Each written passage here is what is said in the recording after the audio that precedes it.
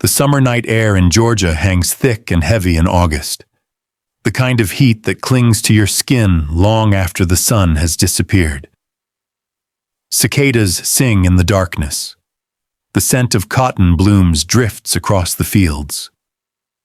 On the evening of August 5th, 1887, the Woolfolk Plantation stretched across the land 12 miles west of Macon, its cotton fields glowing silver under the moon.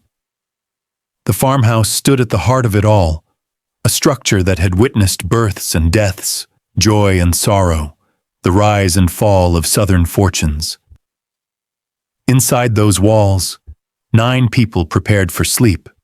They moved through their evening routines, completely unaware that they were living the final hours of their lives. They had no way of knowing that by dawn, only one of them would still be breathing. Captain Richard F. Woolfolk, 54 years old, was a man who had rebuilt himself from nothing. He'd been born into a world of opportunity, educated at one of the South's finest universities. He'd graduated from the University of Georgia back in 1854, the same year he married his first wife, Susan Moore. She was from Athens, the daughter of Thomas Moore, who served as superintendent of the Georgia factory. It was a good match, a promising beginning. They started a family quickly.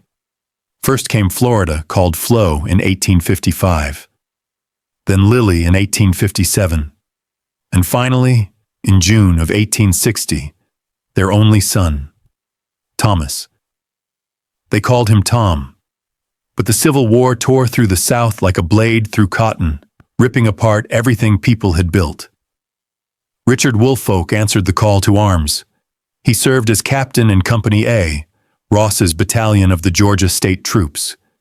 He fought for the Confederacy, for the South, for a way of life that was already dying. During the war years, he moved his wife and 3 young children from East Macon to Athens, where they stayed with Susan's family, seeking safety from the chaos that consumed Georgia.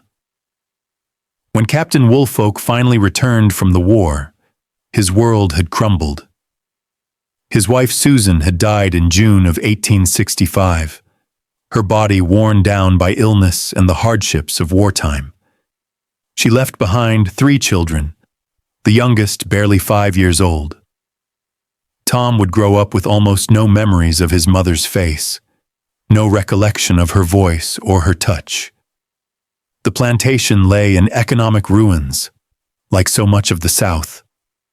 Fields that had once produced wealth now stood empty. The system that had sustained them had collapsed. Most men would have surrendered to despair. Richard Woolfolk chose to survive. The path to recovery came through marriage. In 1867, just 2 years after Susan's death, Richard married Mattie Howard. She was the daughter of a wealthy man, and that marriage brought Richard exactly what he needed: resources, capital, the means to reclaim his position as a gentleman farmer in a South that was slowly, painfully rebuilding itself. It was a practical arrangement, but it became more than that. Over the next 20 years, Richard and Mattie built a new family together. 6 children, each one deepening their bond, each one representing hope for the future. Richard Jr., called Dick, was born in 1867, the first child of the new marriage. By the summer of 1887, he was 20 years old, a young man on the verge of inheriting his father's rebuilt empire. Then came Pearl in 1870, a daughter with her whole life stretching before her. 17 years old that August, probably dreaming of marriage and a family of her own. Annie arrived in 1877, a bright 10-year-old girl. Rosebud came in 1880, just 7 years old, still a child in every sense. Charlie was born in 1882, 5 years old and full of energy. And the baby, little Mattie, had arrived in 1886.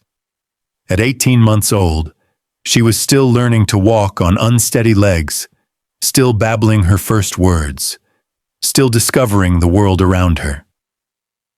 But there was another child in the house.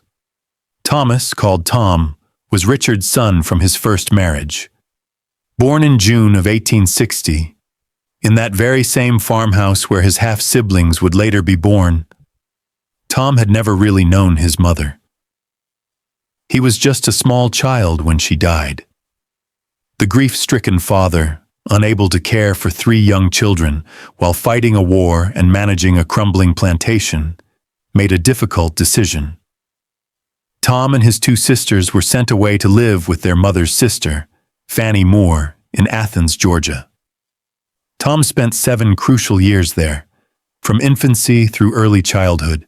His Aunt Fanny, who would later marry an Athens architect named John Ross Crane, raised him in a house on Prince Avenue. While his father fought in the war, while his father returned home to find his world destroyed, while his father courted and married a new wife, while his father started building a new family, Tom lived in Athens, separate, apart. Growing up with an aunt instead of a father, with memories of a mother he couldn't quite remember, in a house that wasn't really home. When Tom finally returned to the Bibb County plantation at age 7, around 1867, everything had changed. A new woman sat at the table where his mother should have been. A new baby, Dick, occupied the attention that might once have been his. The farmhouse was the same building, but it was a different home. A new family filled the rooms, and as the years passed, more children came. More half-brothers and half-sisters who belonged in ways Tom never quite could. They were Mattie's children. They had grown up here, never been sent away, never known anything but this father, this mother, this home. Tom was the outsider, the son from the first marriage, the reminder of a woman who had died and a past that everyone was trying to move beyond. By the summer of 1887, Tom was 27 years old. He'd tried to make something of himself, tried to prove he could succeed on his own terms. He'd attempted farming, working the same red Georgia clay that his father had mastered. But his crops failed. The land that had enriched his father seemed to resist him. He'd tried running a store, hoping that commerce might be his path to independence and respect. That failed too. Every venture seemed to crumble in his hands, as if fortune itself had turned against him.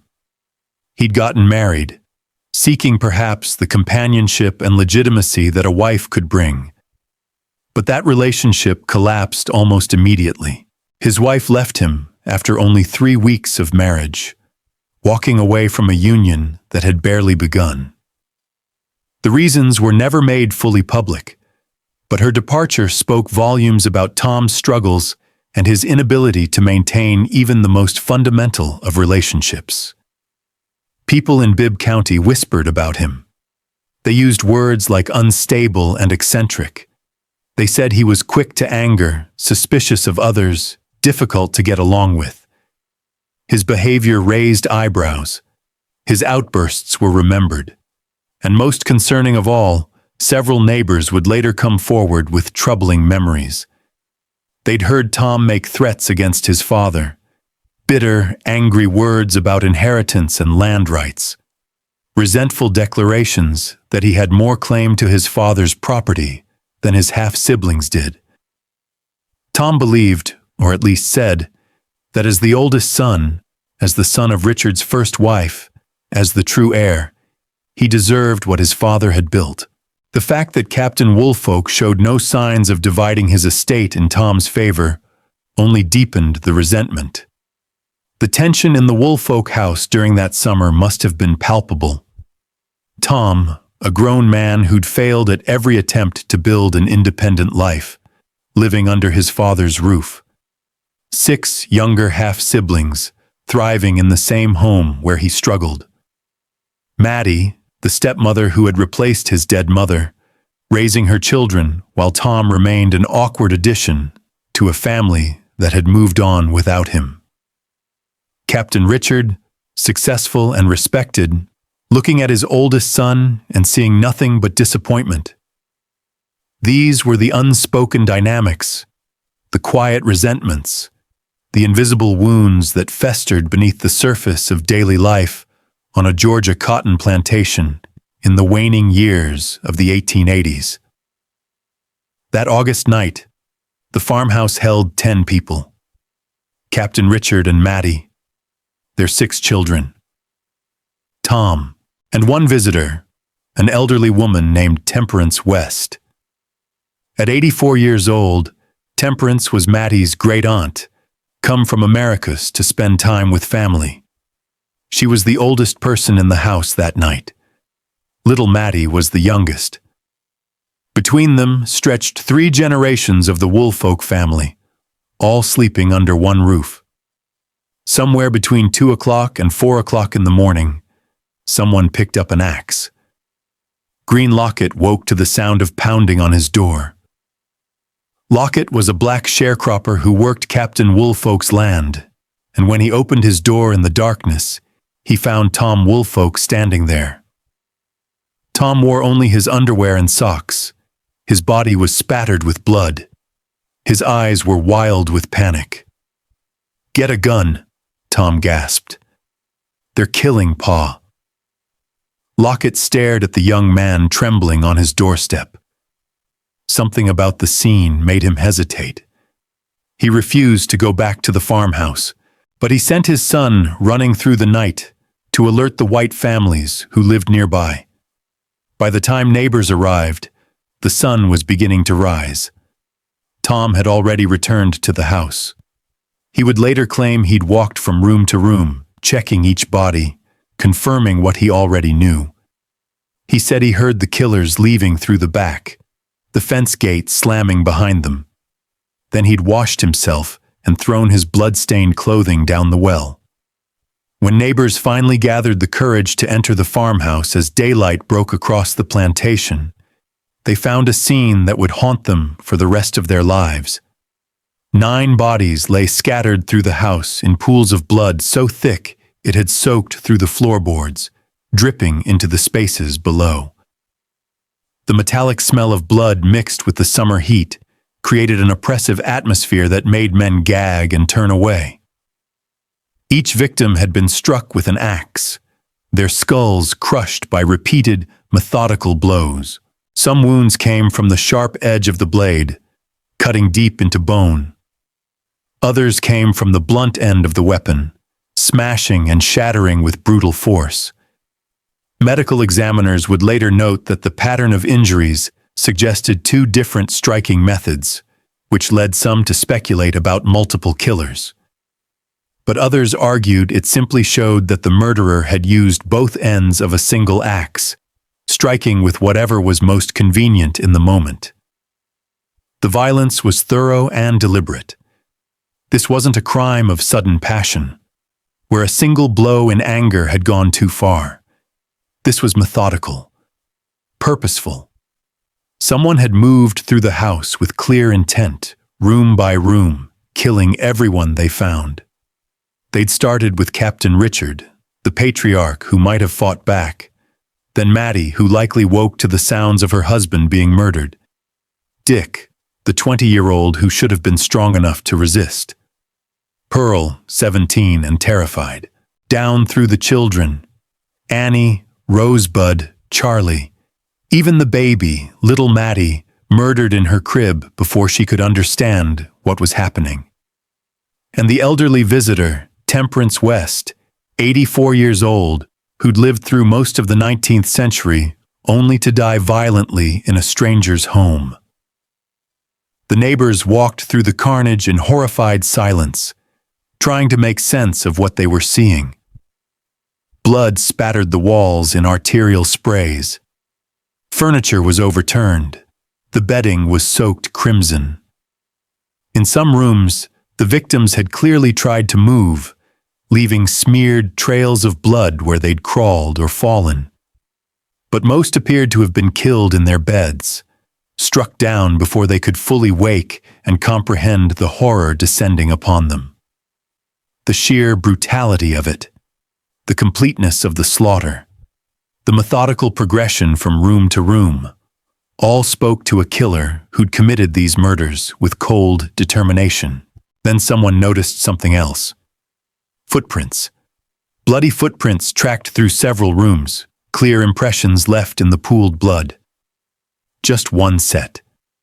They were in stocking feet, not bare feet or boots. They belonged to Tom.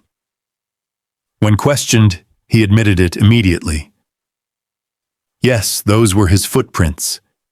He'd walked through the rooms after the killers left, he explained. He'd checked each body, moving from person to person, confirming what he already knew. That's why there was blood on him. That's why his feet had left those marks.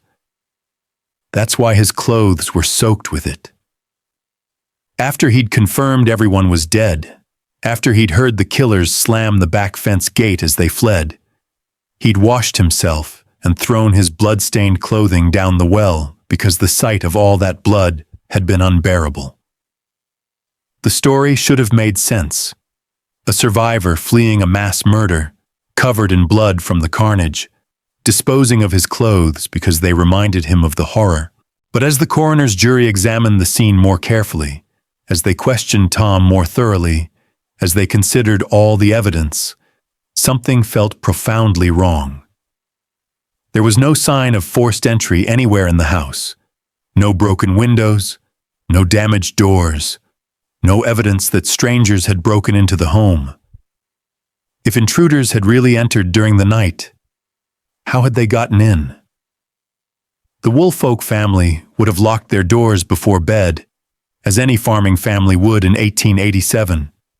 So either the killers had a key, or someone had let them in, or they were already inside when the family went to sleep. Nothing had been stolen. The family kept money in the house, as most farming families did. There were valuables, possessions that could easily have been carried away. But everything remained in place. If robbery had been the motive, why leave empty-handed? If revenge had driven the killers, whose revenge and for what? Captain Woolfolk was a respected man, but he wasn't wealthy enough or powerful enough to have accumulated the kind of enemies who would slaughter his entire family. The absence of any clear motive for outside killers troubled the investigators deeply. The family kept 2 double-barreled shotguns in the home, weapons that would have been far more efficient instruments of murder. A man with a shotgun could have killed everyone in the house in minutes, quickly and at a distance, without the physical exertion and close contact required by an axe.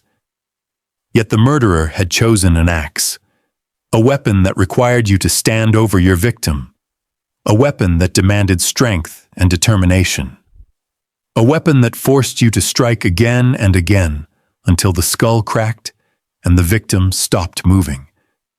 It was an intimate method of killing, personal and brutal. The choice of weapons suggested someone who either couldn't access the guns or deliberately chose not to use them for reasons the investigators couldn't fathom. When the coroner's jury asked Tom to strip so they could examine the clothes he'd been wearing, they made another discovery.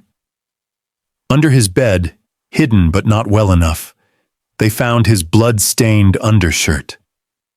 Tom had claimed he'd thrown all his bloody clothes down the well. He'd said he'd washed himself clean and changed into fresh clothing. But here was evidence he'd overlooked or forgotten. A piece of blood-soaked fabric that undermined his story. Why would someone disposing of evidence be so careless? Unless, some whispered, he'd been in shock. Unless the horror of what he'd witnessed, or what he'd done, had left him unable to think clearly. The physical evidence on Tom's body raised even more questions. Beyond the bloody footprints and the hidden undershirt, investigators found blood specks in his ears. They found a bloody handprint on his thigh, the distinct impression of a hand pressed against his leg. When they asked him to explain these marks, Tom couldn't, or wouldn't. He simply repeated his story. Intruders had killed his family. He'd heard the screams and chaos. He'd jumped from his window and run for help. He'd returned to find everyone dead. The blood on him came from checking the bodies, from moving through the rooms, from the horror of discovering his family slaughtered. By mid-morning on that terrible Saturday, hundreds of people had gathered at the Woolfolk Plantation. Captain Richard had been a respected man, a leader in Bibb County, someone whose voice carried weight in local affairs. The news of his family's slaughter spread like wildfire through the community and beyond. Farm workers left their fields. Townspeople closed their shops. Everyone wanted to see, to understand, to witness the aftermath of something so incomprehensibly evil.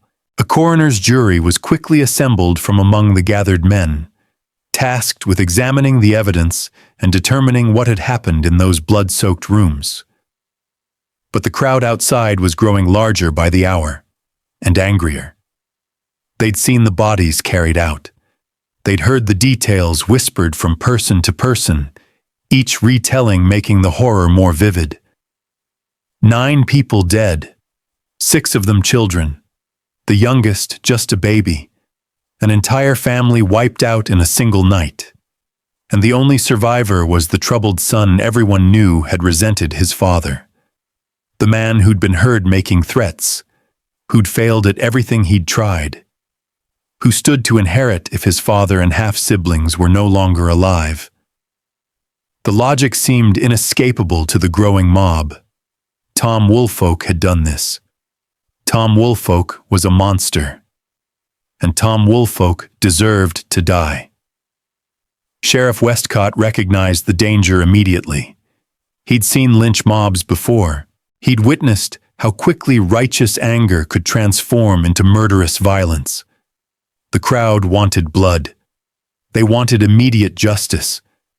They wanted to see Tom Woolfolk swinging from a tree before nightfall. Westcott knew that if he didn't act fast, if he didn't remove Tom from the scene, the community would take matters into their own hands. Justice would be replaced by vengeance. A trial would be replaced by a rope. The afternoon coroner's jury completed their investigation and reached their conclusion. Tom Woolfolk had murdered his entire family. The evidence was circumstantial but overwhelming. His footprints, his bloody clothes, the blood on his body, his suspicious behavior, his lack of emotion when questioned, his history of threatening his father, the complete absence of any evidence pointing to other perpetrators. Without another word, Sheriff Westcott took Tom out the back door and rushed him to the jail in Macon.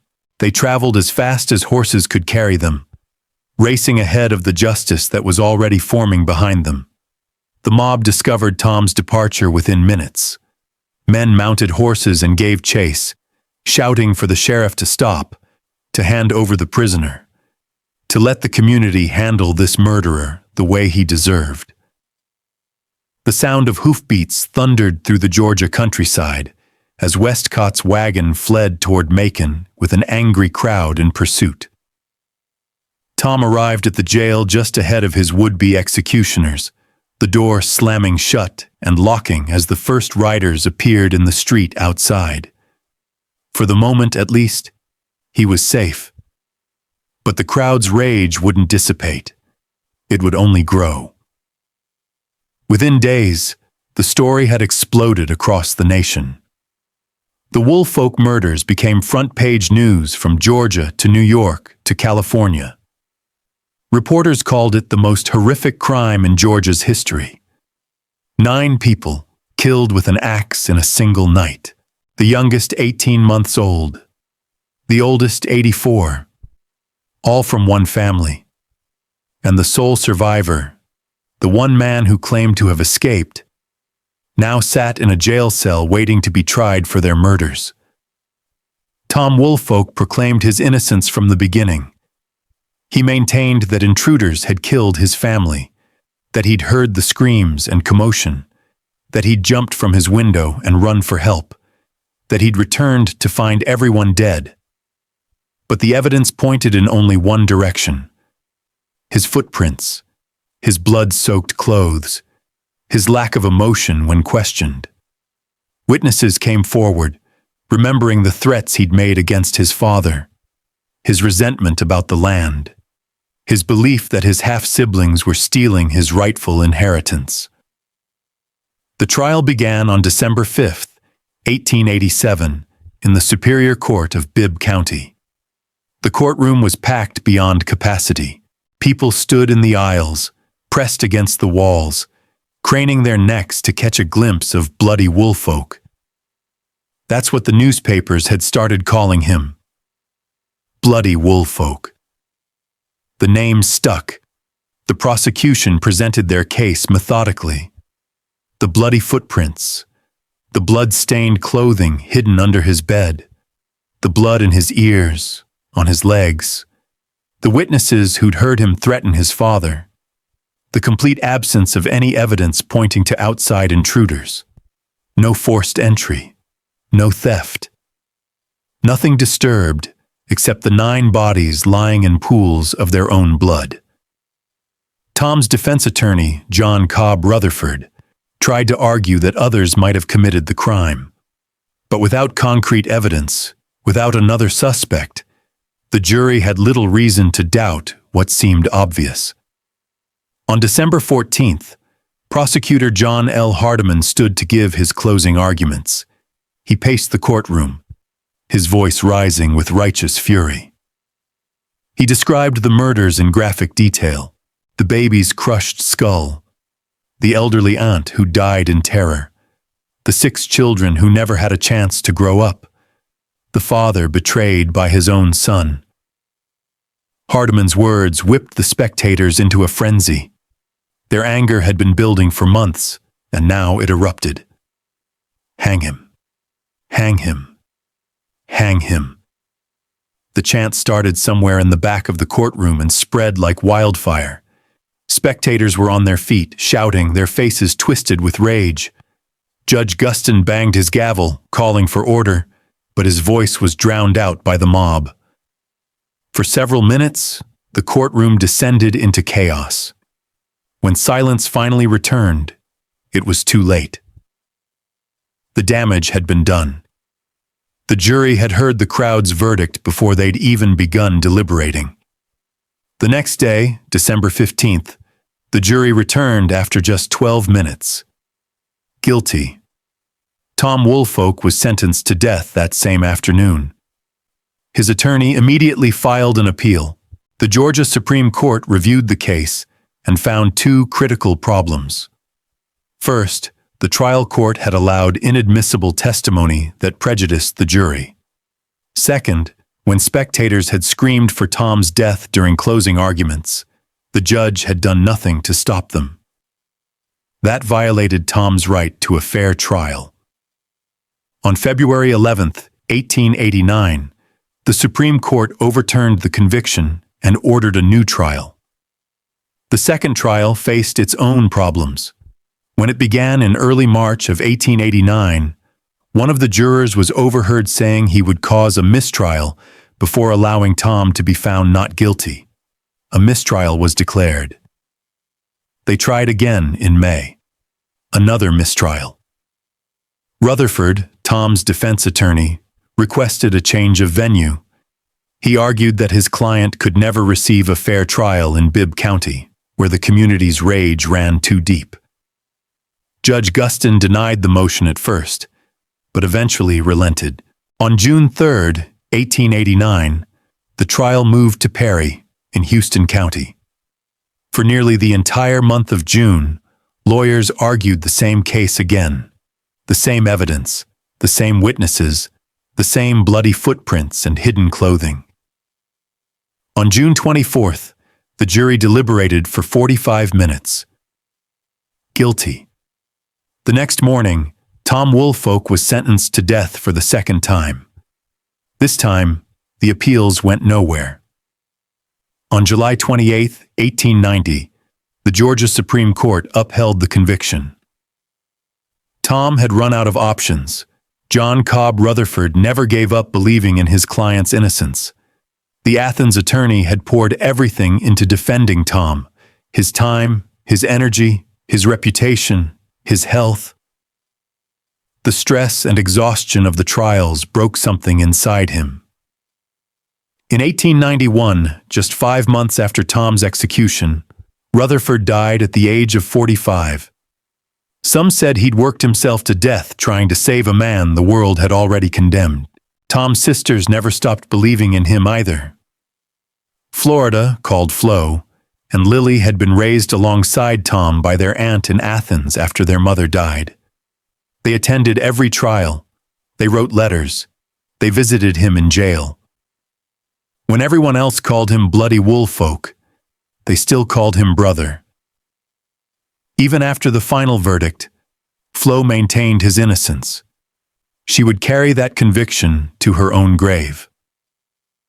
On the morning of October 29, 1890, Tom Woolfolk was led from his cell in Perry, Georgia. He'd been confined there for more than 3 years, chained to the wall of his cell like an animal, waiting through trials and appeals and retrials and more appeals.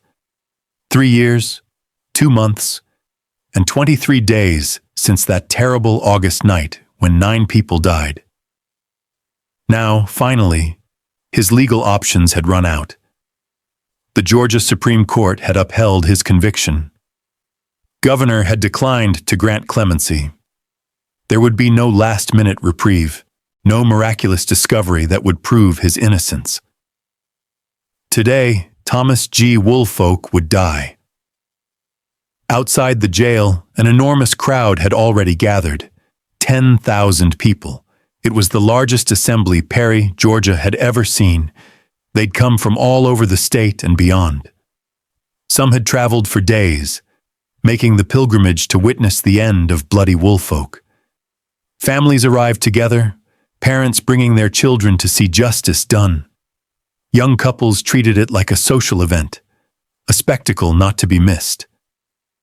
Old men who'd lived through the Civil War gathered to witness what they hoped would be the final chapter in Georgia's most infamous crime.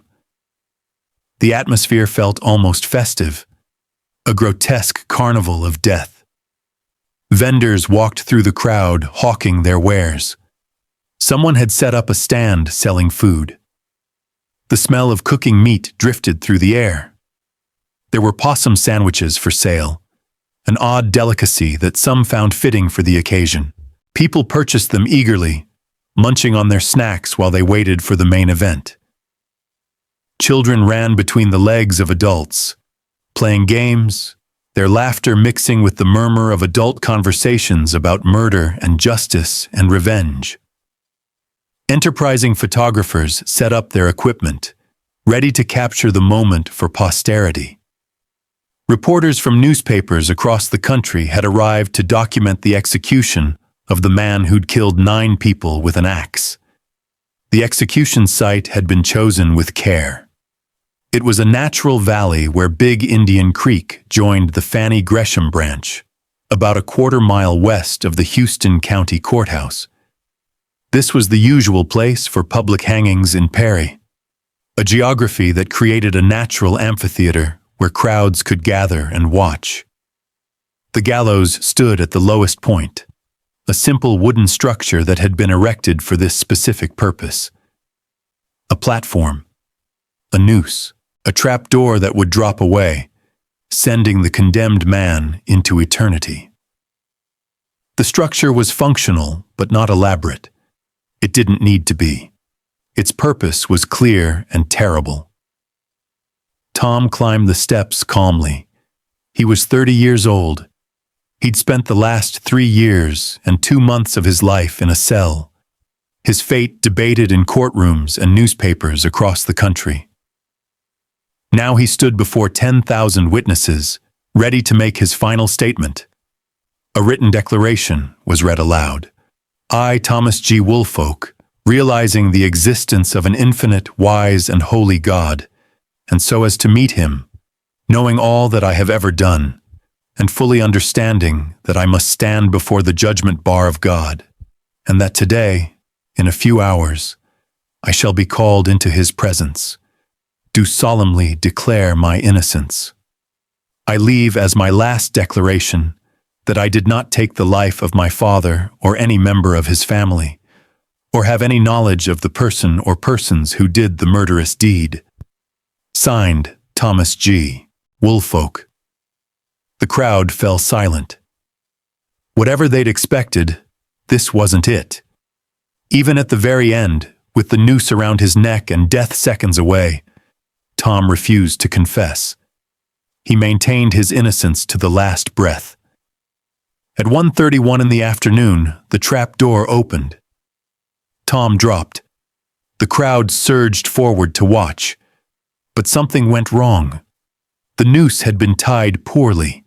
Instead of breaking his neck and killing him instantly, it tightened around his throat and began to strangle him. Tom's body jerked and twisted at the end of the rope.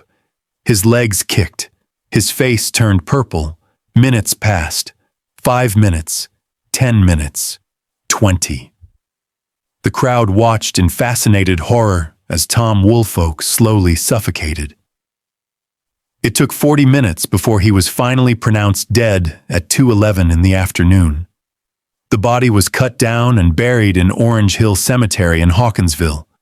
His tombstone would eventually become almost illegible, weathered by decades of Georgia sun and rain. Vandals would damage it. It would be repaired. But Tom Woolfolk's name, faded and worn, would remain. The 9 victims were buried together at Rose Hill Cemetery in Macon. Originally, their graves were unmarked. 9 bodies in 2 rows, their graves topped with red brick. Captain Richard, Mattie, Dick, and Pearl in 1 row. Annie, Rosebud, Charlie, and baby Mattie in another. Temperance West beside them. For more than a century, they lay there without individual headstones. Then, sometime after March of 2005, someone placed markers on each grave. 9 names. 9 lives cut short on one terrible night in August of 1887. Most people believed the case was closed. Justice had been served. The killer was dead. But there was always something that didn't quite add up. Tom's behavior had been strange, yes. Suspicious, certainly. But strange and suspicious are not the same as guilty, and there were questions that nobody had been able to answer. If Tom had committed the murders, why would he have run for help immediately? Why not flee the county, the state, disappear into the chaos of post-war America, where a man could vanish without a trace? Why stay at the scene, covered in blood, waiting for neighbors to arrive? And then there was the matter of the footprints. Just one set. Tom's. But if intruders had really entered the house, where were their tracks? The prosecution argued there were no intruders. The defense couldn't prove there were. The question hung in the air, unanswered.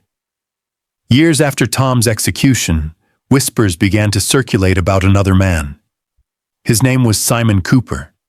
He was the son of London and Luana Cooper, black farm workers who lived near the Woolfolk Plantation and worked the land there. Simon had grown up in the shadow of the Woolfolk family. He knew Captain Richard. He knew Mattie and the children. He'd worked as a hired hand for them, which meant he knew the layout of the house intimately. He knew which rooms people slept in. He knew the family's routines. When they went to bed, when they woke, how they moved through their days. He knew where valuables might be kept. And he knew Tom, the troubled oldest son who never quite fit into the family he'd been born into. Shortly after the murders, within days or perhaps weeks of that terrible August night, Simon Cooper left Bibb County. He didn't announce his departure. He didn't say goodbye to his parents or the other farm workers who'd known him his whole life. He simply vanished, making his way south and east, eventually crossing into South Carolina. His disappearance drew little attention at the time. Black men moved around the South constantly in those years, searching for work, fleeing trouble, trying to survive in a country that had abolished slavery but still treated them as less than human. Nobody questioned why Simon Cooper had left. Nobody wondered if his timing was suspicious. The focus was entirely on Tom Woolfolk, the white son of a prominent family, the obvious suspect. Simon Cooper spent the next 11 years in South Carolina, working odd jobs, staying out of sight, building what life he could in a place where nobody knew his name or his history. Then, in 1898, his past caught up with him in the most brutal way imaginable. He was lynched in Summerville, South Carolina. The details of why are lost to history. Perhaps he'd committed another crime. Perhaps he'd offended the wrong white person. Perhaps a mob simply needed a victim and Simon was convenient. Lynchings in the South rarely required real justification. A black man could be killed for almost nothing. His body strung up as a warning to others. His death documented nowhere except in the fading memories of those who witnessed it. When authorities searched Simon Cooper's body after the lynching, they found something in his pants pocket that would reopen questions about the Woolfolk murders. It was a small diary, a ledger where he'd apparently kept personal notes. The handwriting was crude but legible, the kind of writing you'd expect from someone with limited education who'd taught himself to read and write. And on one of those pages, written in Simon Cooper's hand, was a confession of sorts. The exact wording has been preserved through the decades. Tom Woolfolk was mighty slick, but I fixed him. I would have killed him with the rest of the damn family, but he was not at home. The implications were staggering. If Simon Cooper had indeed written those words, if the diary was authentic, if the confession was real, then it meant everything had been wrong. It meant the trial was a mistake. It meant the conviction was unjust. It meant an innocent man had been hanged in front of 10,000 people while the real killer walked free for 11 more years before meeting his own violent end. It meant Georgia had executed Tom Woolfolk for murders he didn't commit, crimes perpetrated by someone else entirely. The discovery sent shockwaves through those who heard about it. If Simon Cooper had indeed written those words, it meant Tom Woolfolk had been innocent. It meant an innocent man had been hanged in front of 10,000 people while the real killer walked free. It meant the state of Georgia had executed the wrong man. But there were problems with the confession. It was found years after Tom's death, far too late to save him. The diary's authenticity was never officially verified. Some historians questioned whether Simon Cooper, a black farmhand in the late 1800s, would have been literate enough to keep a written diary. Others pointed out that the phrasing seemed almost too perfect, too convenient, and there was no way to investigate further. Simon Cooper was dead, lynched by a mob that left no records and asked no questions. Still, the story persisted. Researcher Carolyn DeLoach would later spend more than 20 years investigating the Woolfolk case. She uncovered details about Simon Cooper that had been overlooked or ignored. She found evidence suggesting he might have been involved with a group of ex-convicts and transient workers in the area at the time of the murders. She traced connections and timelines that raised serious doubts about Tom's guilt. According to some accounts, Simon Cooper would later be involved in similar violence. Another family, allegedly killed with an axe in South Carolina. The same method, the same brutality. To this day, historians debate what really happened on the Woolfolk Plantation that August night. The evidence against Tom was circumstantial but compelling. His footprints, his bloody clothes, his suspicious behavior. his known resentment of his father. All of it pointed to guilt. But circumstantial evidence can mislead. Coincidences can look like proof. And sometimes, the truth is stranger and more complicated than a simple story of family murder. Perhaps Tom Woolfolk was exactly what the jury believed.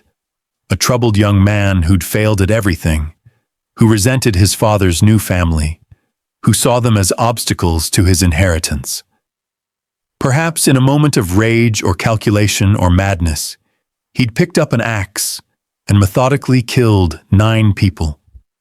His father, his stepmother, 6 half-siblings who'd never done anything to him except exist. An elderly woman whose only crime was visiting relatives at the wrong time. Perhaps he'd washed the blood away, thrown his clothes down a well, and concocted a story about intruders because he thought he could get away with it.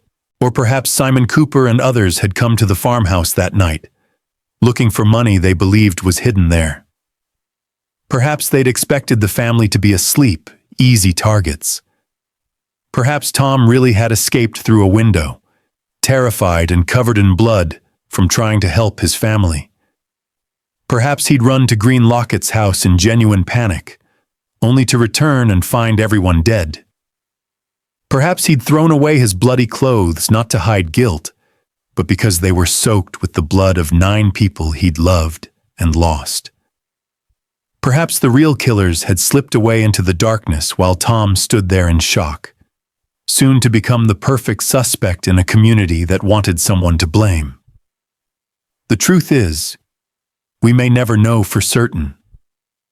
The farmhouse where it all happened is long gone.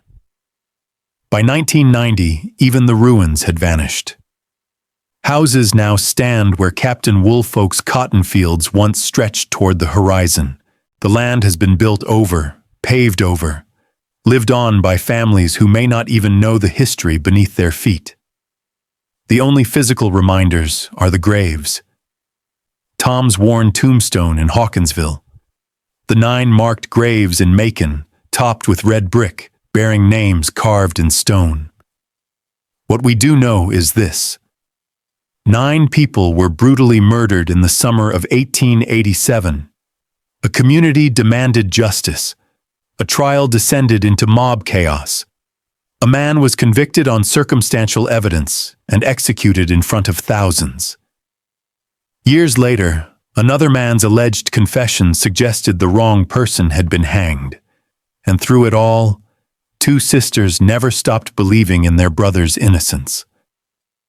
A lawyer worked himself to death, trying to save a man he thought was wrongly accused. And a condemned man stood on the gallows, noose around his neck, and with his last words declared he was innocent.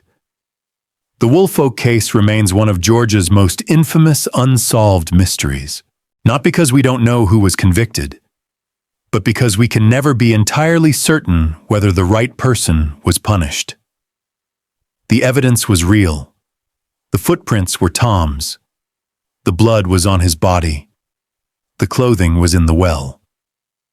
But evidence can be interpreted different ways. And sometimes the difference between guilty and innocent isn't as clear as we want it to be. In December of 1893, just 3 years after Tom's execution, the Georgia General Assembly passed a law outlawing public hangings. Tom Woolfolk was one of the last men in Georgia to die before a crowd of thousands. The carnival atmosphere of that day, the food vendors and the spectacle, marked the end of an era. After that, executions would happen behind prison walls, witnessed only by a select few. The reasoning was simple. Public hangings had become entertainment. They'd turned justice into spectacle, punishment into performance. What happened in Perry that October afternoon represented everything wrong with that system. Tom Woolfolk's case also highlighted the dangers of mob justice and courtroom chaos. When spectators scream for a defendant's death during closing arguments, when judges fail to maintain order, when communities are so inflamed with rage that fair trials become impossible, justice suffers. The Georgia Supreme Court recognized this when they overturned Tom's first conviction. But the second trial, even with a change of venue, may not have been much better. The story had spread too far. Everyone knew about bloody Woolfolk. Everyone had already made up their minds. The 9 victims deserved to be remembered not as crime scene photographs or newspaper headlines, but as people. Captain Richard Woolfolk, who rebuilt his life after war and loss. Mattie Howard Woolfolk, who raised 6 children and welcomed her husband's son into her home. Dick, on the verge of inheriting his father's legacy. Pearl, 17 years old with her whole life ahead of her. Annie, Rosebud, and Charlie, children who never got to grow up. Baby Mattie, who would never take her first steps or say her first words. And Temperance West, 84 years old, who'd lived through decades of American history only to die violently in a stranger's home. They were real people with hopes and dreams and daily routines.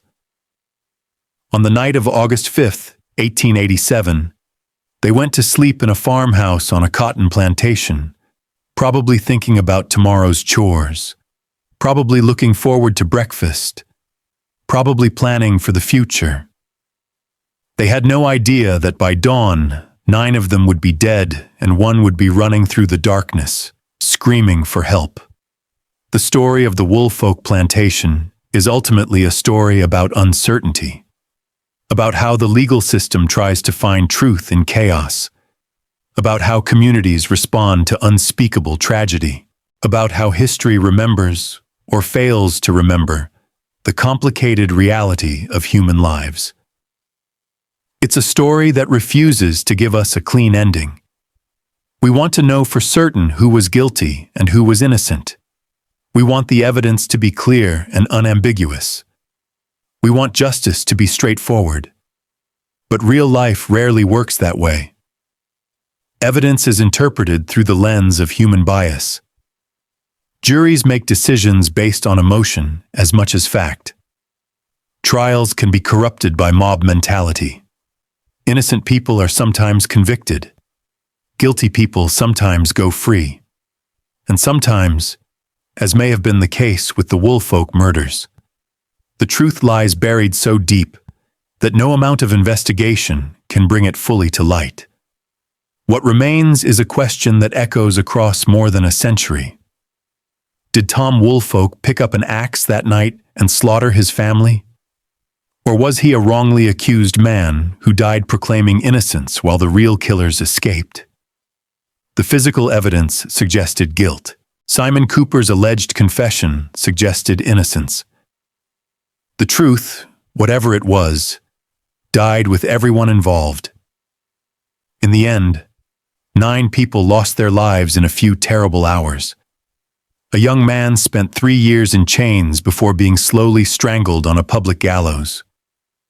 A lawyer worked himself to death defending a client he believed was innocent.